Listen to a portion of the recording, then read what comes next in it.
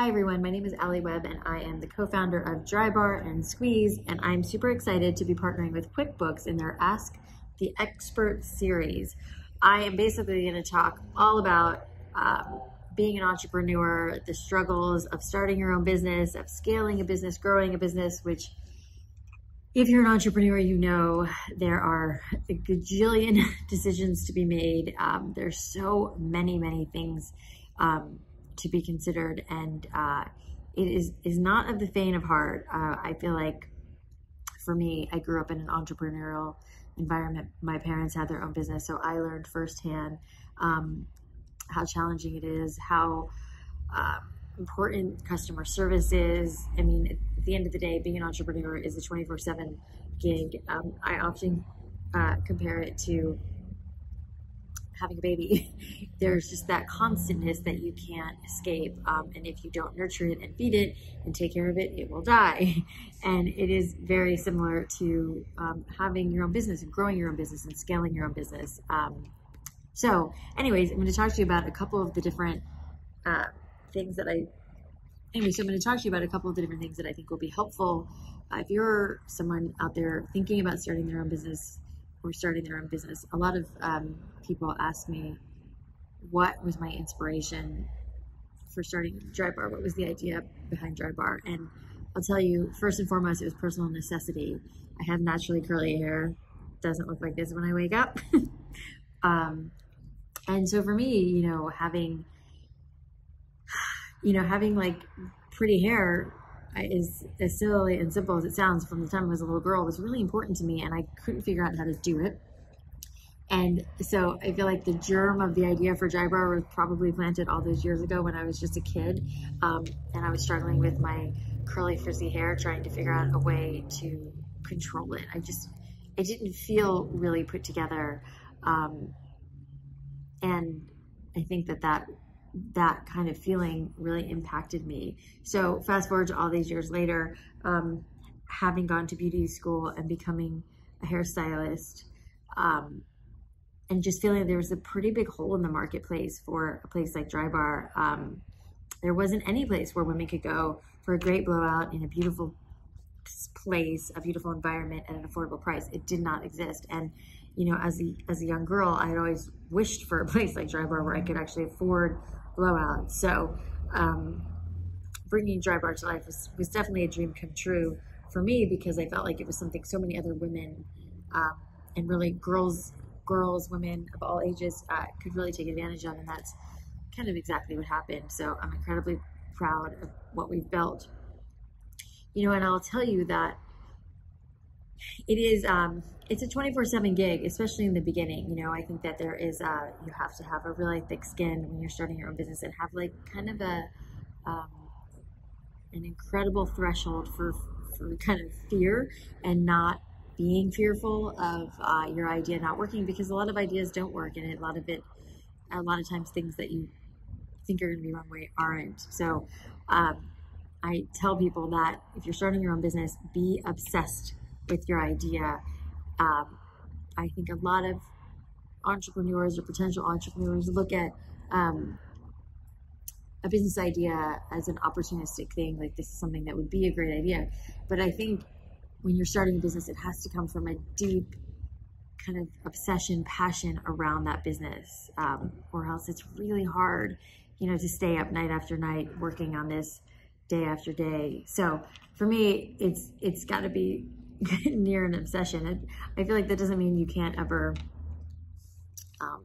take a break, although I didn't really take many breaks, which I don't know if is the best advice, because I think DryBar's been in business for 10 years now, and I think I would say around year 3 or 4, I realized like I need to start taking a little better care of myself, and start delegating more, but that's a whole other conversation. I'd say another big key is building lasting relationships, even now, before you've started your business, maybe before your business is even off the ground.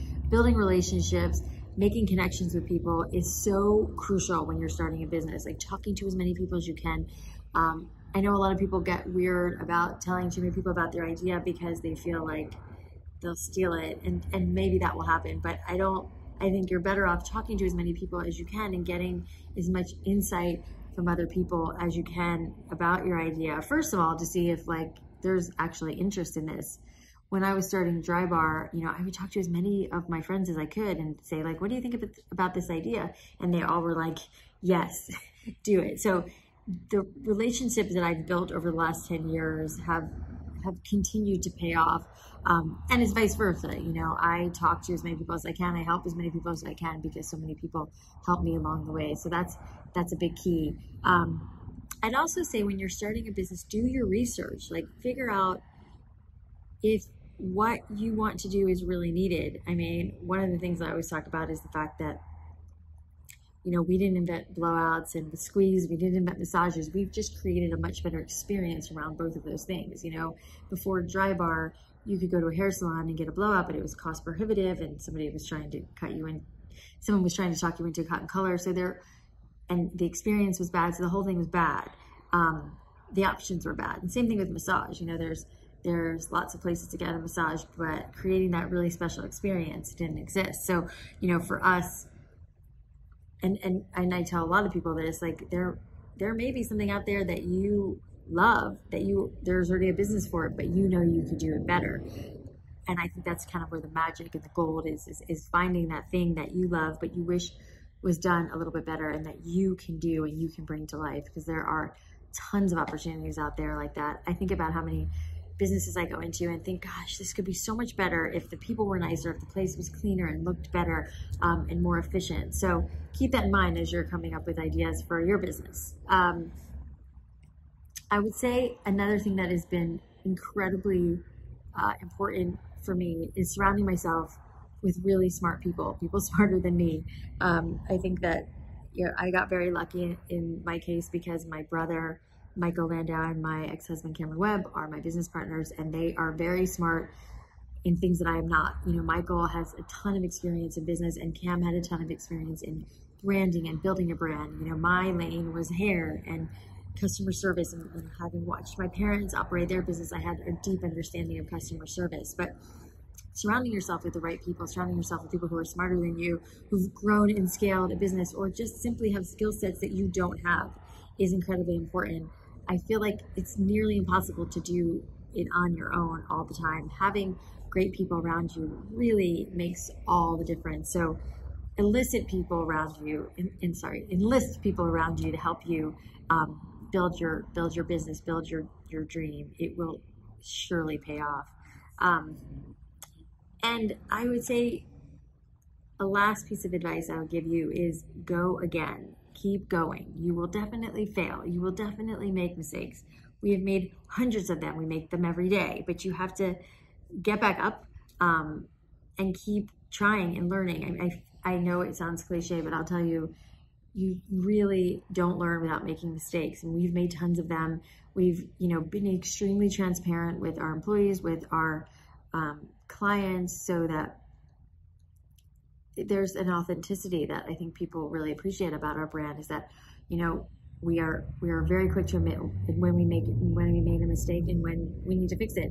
You know, one example is that, you know, we have 150 locations and over 4,000 employees, and sometimes we get it wrong, and sometimes people don't like their hair, sometimes people don't like their experience, but we're very quick to get on the phone, apologize for that experience, try to get them back in the door again and say, listen, we know we messed up, but we want the opportunity to fix it. So that's one example of, you know, going again, fixing it, not being afraid to admit when you made a mistake, and keep going and keep trying. So anyways, thanks for listening. I feel like I could go on and on. There are just so many things and so many factors when it comes to starting your own business.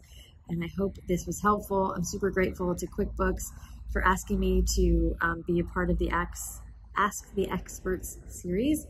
And I hope you guys got something out of it. Thanks for watching.